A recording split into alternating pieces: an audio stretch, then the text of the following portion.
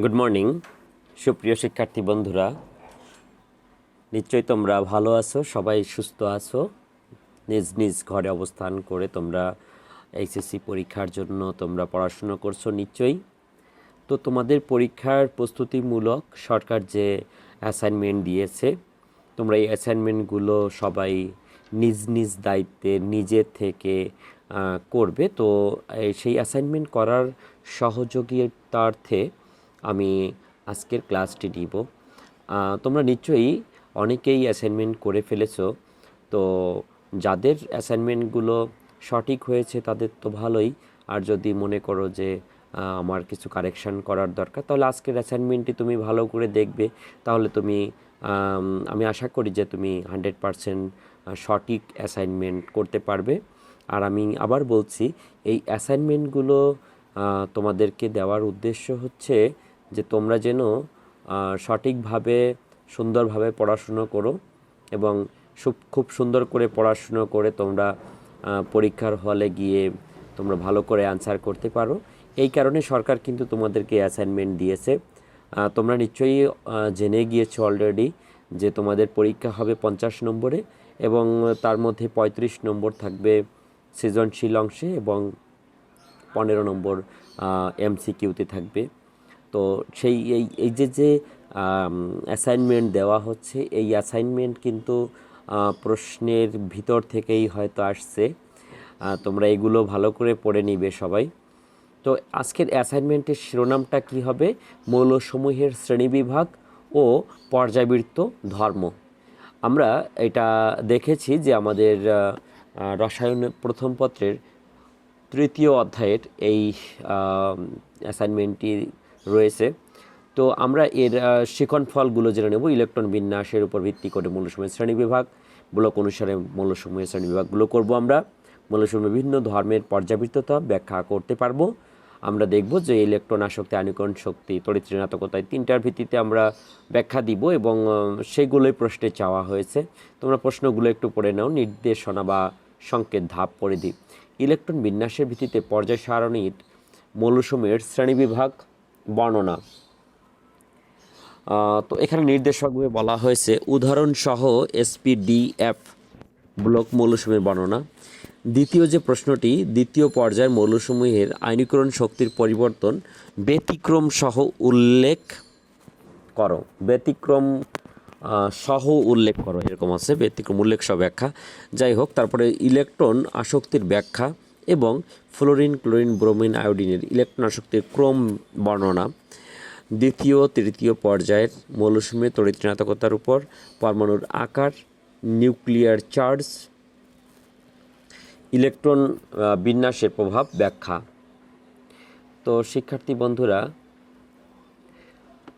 আমরা এখন বিস্তারিত আলোচনায় চলে যাব। তো আজকের অ্যাসাইনমেন্ট আমরা জানি যে 3 নম্বর অ্যাসাইনমেন্ট, এর আমরা প্রথম থেকেই উত্তরে চলে যাব। ক নম্বর প্রশ্নে ছিল যে এসপিডিএফ ব্লক মৌলের বর্ণনা দিতে বলছে নাকি। আমরা দেখি, এখন পর্যন্ত আবিষ্কৃত মোট মৌলের সংখ্যা 118টি। শিক্ষার্থী বন্ধুরা, আমি তোমাদের এই অধ্যায়ের ছন্দে ছন্দে 118টা মৌলের নাম কি করে মুখস্থ করতে হয় সেই দুটি ক্লাস দিয়েছিলাম।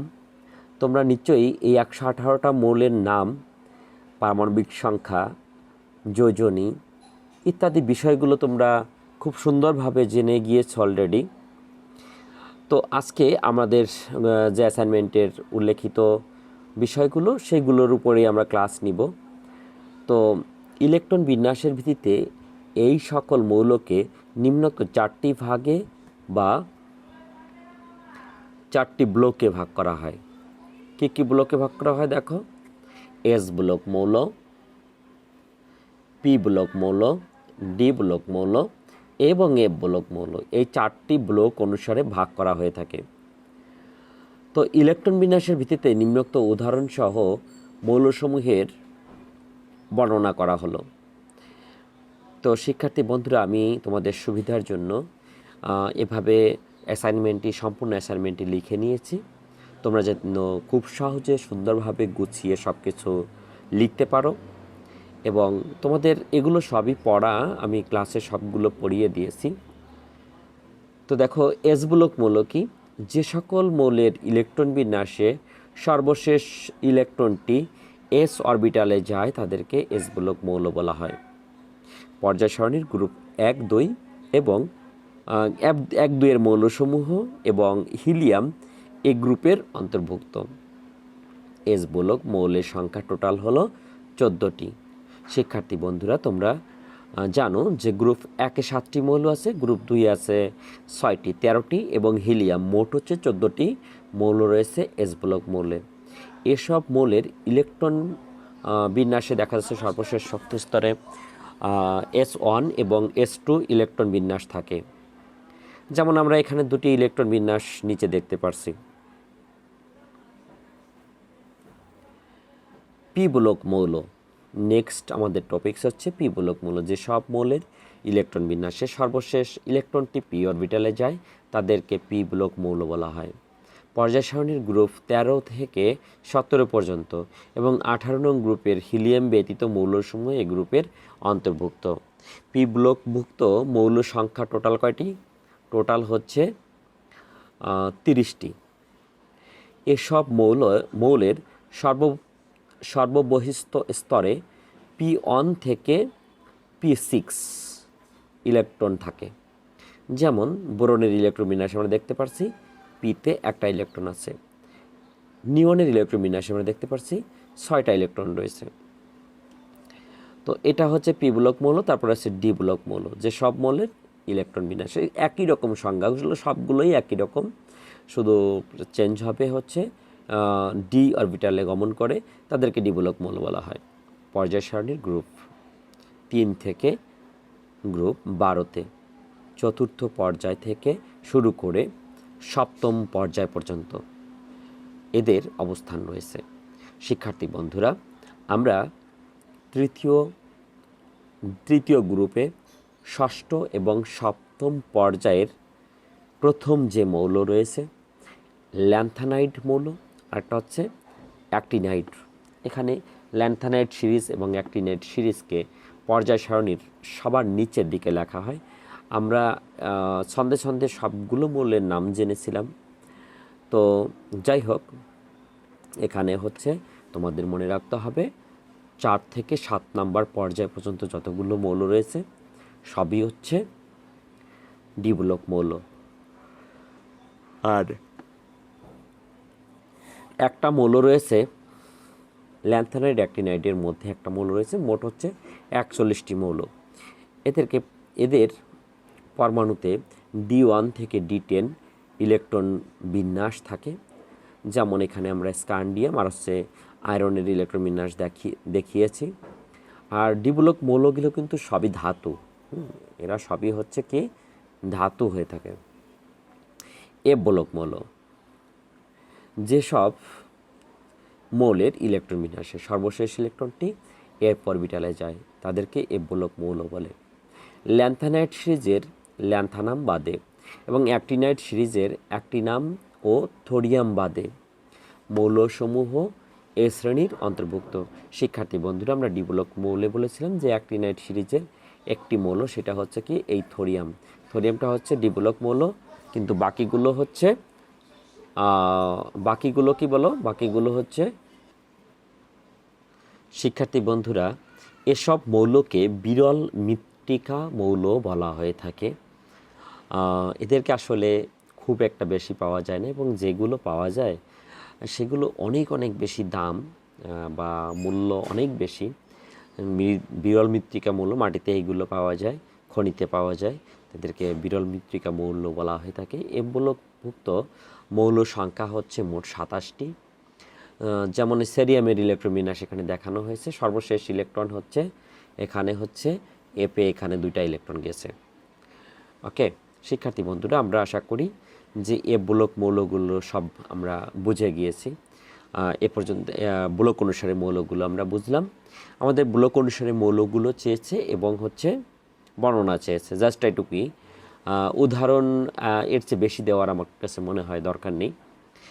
তারপরের প্রশ্ন হচ্ছে যে আমরা প্রশ্নটা যদি দেখি একটু, পরের প্রশ্নটা কী ছিল, যে পর্যায় সারণীর একই পর্যায়ের মৌলসমূহের আয়নীকরণ শক্তির পরিবর্তন ব্যাখ্যা করো। একই পর্যায়ের মৌলসমূহের আয়নীকরণ শক্তির পরিবর্তন ব্যাখ্যা করো। তো শিক্ষার্থী বন্ধুরা, আমরা এই প্রশ্নের আনসার করার জন্য আমাদের প্রথমেই কিন্তু আয়নীকরণ শক্তি কী সেটি জেনে নেওয়া দরকার। তাহলে আয়নীকরণ শক্তিকে গ্যাসীয় অবস্থায় কোনো মৌলের এক মোল বিচ্ছিন্ন পরমাণুর প্রতিটির সর্বশেষ শক্তি স্তর থেকে একটি করে ইলেকট্রন সরিয়ে নিয়ে একে গ্যাসীয় বিচ্ছিন্ন এক মোল ধনাত্মক আয়নে পরিণত করতে যে পরিমাণ শক্তির প্রয়োজন হয় তাকে সেই মৌলের আয়নীকরণ শক্তি বলা হয়।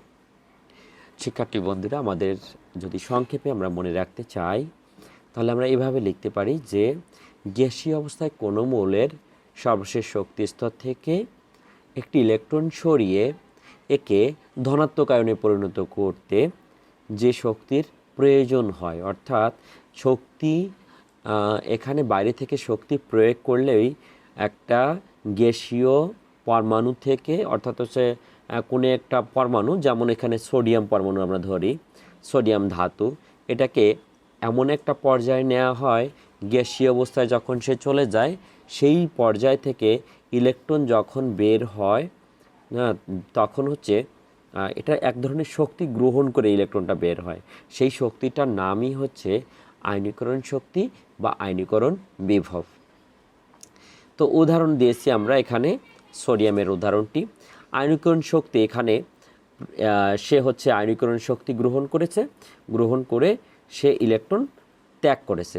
শিক্ষার্থী বন্ধুরা, আমরা এখানে সোডিয়ামের এই বাম পাশে কিন্তু ইলেকট্রন মাইনাস আকারে দিতে পারতাম, আবার ডান দিকে আমরা প্লাস আকারে দিয়েছি। এখন দ্বিতীয় আয়নীকরণ শক্তি কেমন, যদি মনে করো ম্যাগনেসিয়াম একটা গ্যাসীয় অবস্থা, এটা গ্যাসীয় লিখতে হবে, আমার গ্যাসীয়টা লেখা হয়নি, তো তোমরা গ্যাসীয় লিখে দেবে। তো দেখা যাচ্ছে যে ম্যাগনেসিয়াম আয়ন থেকে যদি দ্বিতীয় ইলেকট্রন এখানে নির্গত হয় তাহলে তাকে বলা হয় দ্বিতীয় আয়নীকরণ শক্তি। তো শিক্ষার্থী বন্ধুরা, অন্য প্রশ্নে হয়তো তোমরা পাবে যে ম্যাগনেসিয়ামের প্রথম আয়নীকরণ শক্তি অপেক্ষা দ্বিতীয় আয়নীকরণ শক্তি মান কম হয় কেন ব্যাখ্যা করো। এরকম ব্যাখ্যামূলক প্রশ্ন এই অধ্যায়ে প্রচুর রয়েছে, তোমরা সেটি পরবর্তীতে পারবে। আমাদের যে প্রশ্নটা এখন আমরা করব, আয়নীকরণ শক্তির কয়েকটি নিয়ামকের উপর নির্ভরশীল। আয়নীকরণ শক্তিটা কয়েকটি নিয়ামকের উপর নির্ভরশীল। কি কি? পরমাণুর আকার। আচ্ছা, একই গ্রুপে উপর থেকে নিচের দিকে গেলে প্রতিটি মৌলেরই নতুন নতুন শক্তি স্তর বৃদ্ধি পায় বলে আকার বৃদ্ধি পায়। তাহলে একই গ্রুপে যতই হচ্ছে উপর থেকে নিচের দিকে যাওয়া যায় ততই নতুন নতুন শক্তি স্তর বৃদ্ধি পায়, যার কারণে হচ্ছে আকার বৃদ্ধি পায়। তাই আয়নীকরণ শক্তি হ্রাস পায়। যদি আকার বৃদ্ধি পায় তাহলে কি হবে? আয়নীকরণ শক্তি কমে যাবে। আবার একই পর্যায়ে যতই ডান দিকে যাওয়া যায়, যার নিউক্লিয়াস কর্তৃক সর্বশেষ শক্তি স্তরে ইলেকট্রনের আকর্ষণ বাড়ে, ফলে আকার হ্রাস পায়। যদি আমরা একই পর্যায়ে বাম থেকে ডান দিকে যাই তাহলে দেখা যাচ্ছে যে সর্বশেষ শক্তি স্তর ইলেকট্রনের প্রতি নিউক্লিয়াসের আকর্ষণ বৃদ্ধি পায়, যার কারণে হচ্ছে আকার কমে যায় এবং আয়নীকরণ শক্তি বৃদ্ধি পায়। কারণ ইলেকট্রন নিউক্লিয়াস কর্তৃক অধিক আকর্ষিত হবার ফলে এখান থেকে ইলেকট্রন অপসারণ করতে অধিক শক্তি লাগে। যদি দেখা যাচ্ছে অধিক পরিমাণে আকর্ষিত হয় তাহলে সেখান থেকে ইলেকট্রনকে সরিয়ে নিতে বেশ শক্তির প্রয়োজন হয়। তাই এখানে ইলেকট্রন আয়নীকরণ শক্তির মান অধিক হয়ে থাকে। পূর্ণ এবং অর্ধপূর্ণ অরবিটাল সমূহ পরমাণুর অধিক সুস্থিতির অরবিটালযুক্ত পরমাণুর অধিক সুস্থিতির কারণে পর্যায়ভিত্তিক সম্পর্কে ব্যতিক্রম ঘটে। শিক্ষার্থী বন্ধুরা, আমরা যে আকারের যে ব্যাখ্যাটা উপরে দিলাম সেটা হচ্ছে সবগুলোর জন্য প্রযোজ্য হয় না। যেমন আমরা দুটি ক্ষেত্রে ব্যতিক্রম দেখি, দ্বিতীয় পর্যায়ের দুটি মৌলের ক্ষেত্রে দেখা যাচ্ছে ব্যতিক্রম দেখা যায়। কোন কোন মৌল, কোন কোন জোড়া মৌল? এই যে বেরিলিয়াম আর বোরন আর নাইট্রোজেন আর হচ্ছে অক্সিজেন, এই দুইটা ক্ষেত্রে দেখা যাচ্ছে যে ব্যতিক্রম দেখা যায়। কেন ব্যতিক্রম দেখা যায়? এই যে পূর্ণ অপূর্ণ অরবিটালযুক্ত পরমাণুসমূহ অধিকতর স্থিতিশীলতা অর্জন করে থাকে। সেই অতিরিক্ত স্থিতিশীলতার কারণে দেখা যাচ্ছে যে এখানে তড়িৎ আয়নীকরণ শক্তির একটু ব্যতিক্রম দেখা যায়। আচ্ছা, দ্বিতীয় পর্যায়ের নিউটনের আয়নীকরণ শক্তি সর্বাধিক।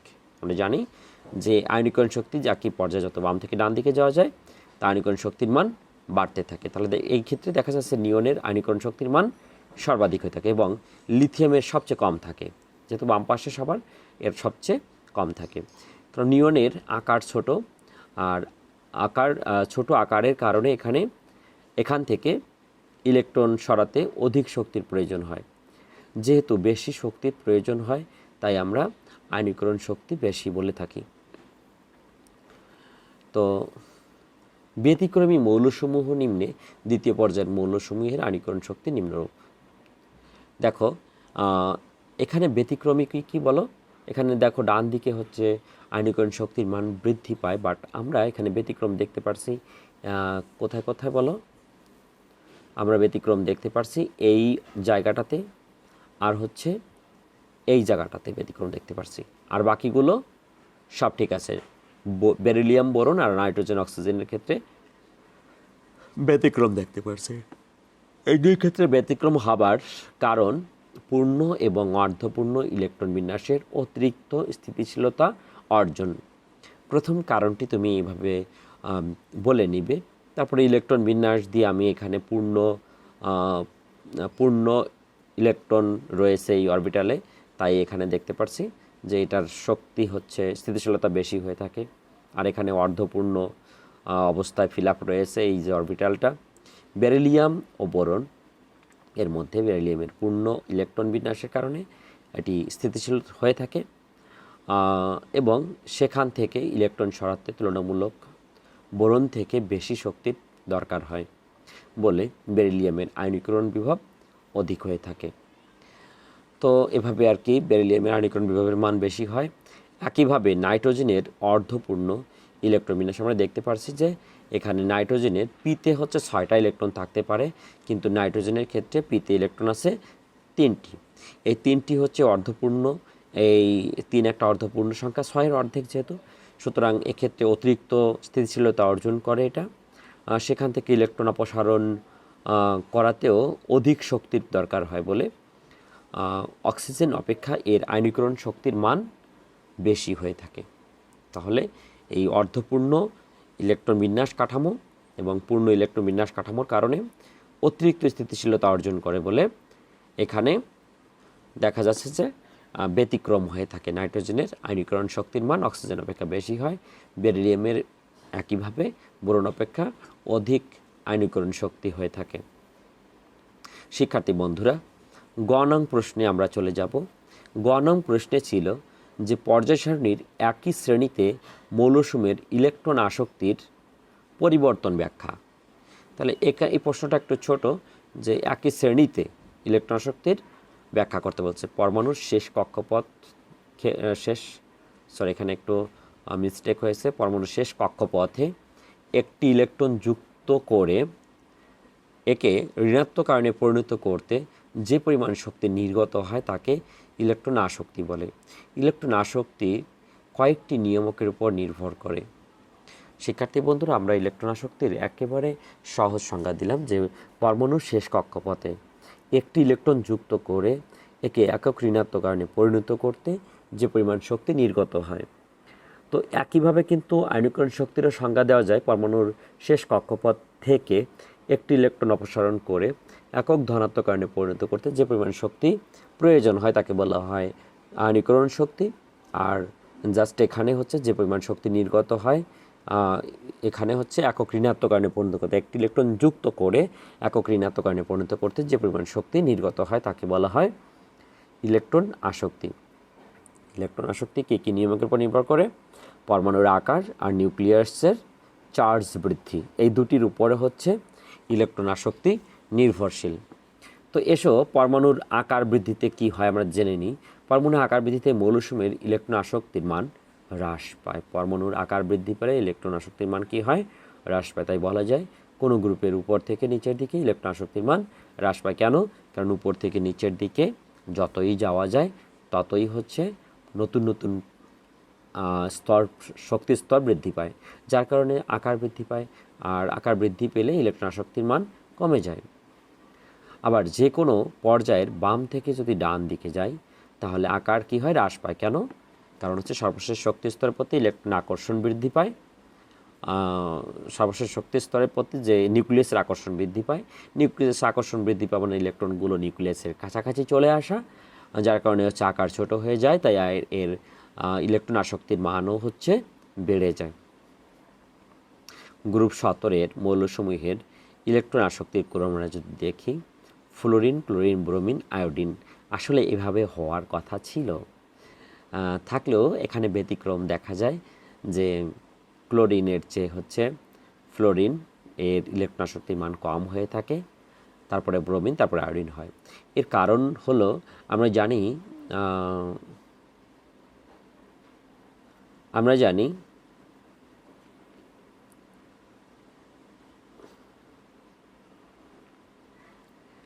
আচ্ছা, এখানে হচ্ছে একটু মিস্টেক হয়েছে যে আকারের পরিবর্তন হলেই কেবল ইলেকট্রন আসক্তির মানের পরিবর্তন ঘটে। এরকম হবে যে ফ্লোরিন ও ক্লোরিনের মধ্যে দেখা যায় যে শক্তি স্তরের কম বেশি হওয়ার কথা। শক্তি স্তরের কম বেশি হওয়ার কারণ শক্তি কম বেশি হওয়ার কারণ ধরুন ইলেকট্রন আসক্তির মানের ব্যতিক্রম ঘটে। ফ্লোরিন ক্লোরিনের মধ্যে দেখা যায় শক্তি স্তরের কম বেশি হওয়ার দরুন ইলেকট্রন আসক্তির মানের ব্যতিক্রম ঘটে। শক্তি স্তর দেখা যাচ্ছে যে ফ্লোরিনের শক্তি স্তর হচ্ছে দ্বিতীয় শক্তি স্তর, আর ক্লোরিনের শক্তি স্তর হলো তৃতীয় শক্তি স্তর। এই ব্যতিক্রম হওয়ার কারণে কিন্তু ইলেকট্রন আসক্তির মানের ব্যতিক্রম ঘটে থাকে। কেমন ঘটে আমরা দেখি, ফ্লোরিনের শক্তি স্তর হলো দ্বিতীয় এবং ক্লোরিনের শক্তি স্তর হলো তৃতীয় শক্তি স্তর। ফ্লোরিনের হচ্ছে ইলেকট্রন বিন্যাস 2s2 2p5 এবং ক্লোরিন ইলেকট্রন বিন্যাস কাঠামোতে দেখা যায় 3s2 3p5। তৃতীয় স্তরের আকার বড় হওয়ায় এতে সহজে আগমনকারী ইলেকট্রনের প্রতি বিকর্ষণ হয়, শক্তি স্তর থেকে ইলেকট্রনের প্রতি বিকর্ষণ হয়, শক্তি স্তর থেকে কম হয়, দ্বিতীয় শক্তি স্তরে কম হয়। কারণ দ্বিতীয় শক্তি স্তরে ইলেকট্রন মেঘের ঘনত্ব অনেক বেশি থাকে, যার জন্য ফ্লোরিনের ইলেকট্রন আসক্তির মান কম হয়ে থাকে, তো ক্লোরিনের বেশি হয়ে থাকে। তো এভাবে আর কি আমরা দেখি যে ইলেকট্রন মেঘের ঘনত্ব হচ্ছে ক্লোরিনের কম, ফ্লোরিনের হচ্ছে বেশি, যার কারণে হচ্ছে ক্লোরিনের এখানে ইলেকট্রন আসক্তির মান অধিক হয়ে থাকে ফ্লোরিন অপেক্ষা। তো এই কারণে এটা ব্যতিক্রম হয়ে থাকে। তো শিক্ষার্থী বন্ধুরা, আমরা এবার চতুর্থ যে প্রশ্নটি, সেই প্রশ্নটি দেখার চেষ্টা করব যে মৌলের তড়িৎ ঋণাত্মকতার উপর বিভিন্ন নিয়মকের প্রভাব ব্যাখ্যা করতে বলা হয়েছে।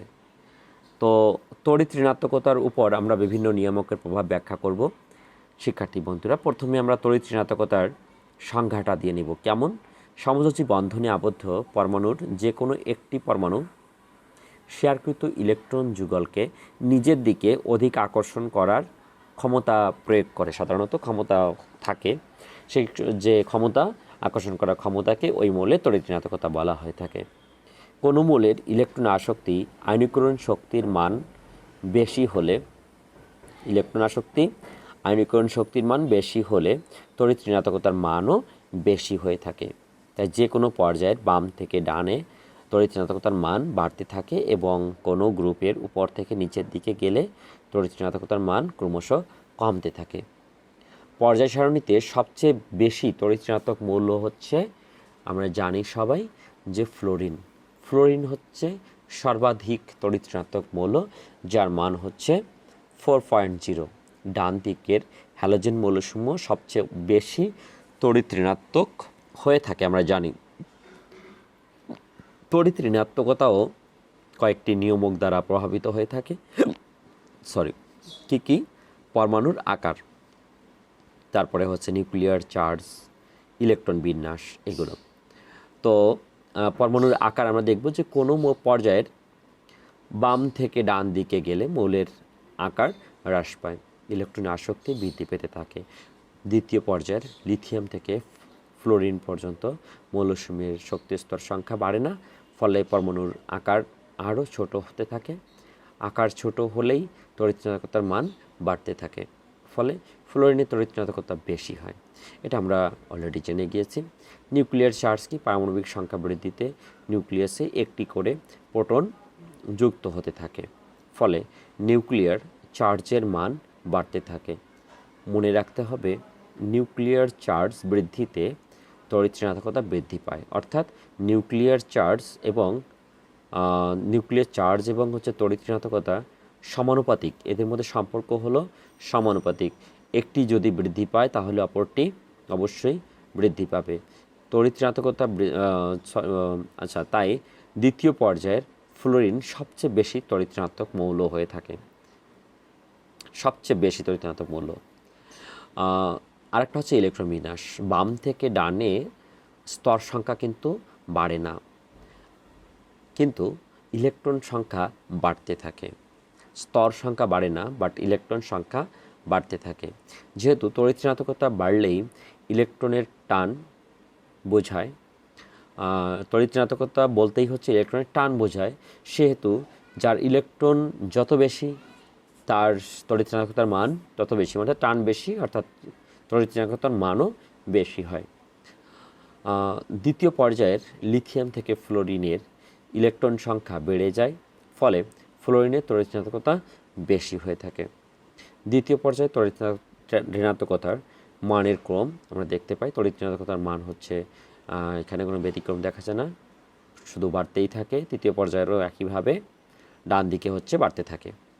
তো শিক্ষার্থী বন্ধুরা, আমাদের অ্যাসাইনমেন্টের কার্যক্রমগুলো এইগুলোই ছিল। আমরা আশা করি যে এই অ্যাসাইনমেন্টটি খুব সুন্দর করে সঠিকভাবে সবাই করে আমরা যথাসময়ের মধ্যে জমা দিব। এবং এই অ্যাসাইনমেন্টগুলোর আমি দেখেছি যে তোমরা কভার পেজে অনেকেই ভুল করেছো, বিভিন্ন টপিকসগুলো তোমরা ভুল করেছো। তো এই অ্যাসাইনমেন্টের বিশেষ করে শিরোনামটি যে যাদের ভুল হয়েছে সেই শিরোনামটি সঠিকভাবে করে তোমরা সঠিক সময়ের মধ্যে জমা দিবে। তোমাদের সবার যাতে পড়াশোনা সুন্দরভাবে হয়, সবাই তোমরা সুস্থ থাকো, ভালো থাকো, সেই কামনা করে আজকের ক্লাস আমি এখানে শেষ করছি। সবাইকে অসংখ্য ধন্যবাদ।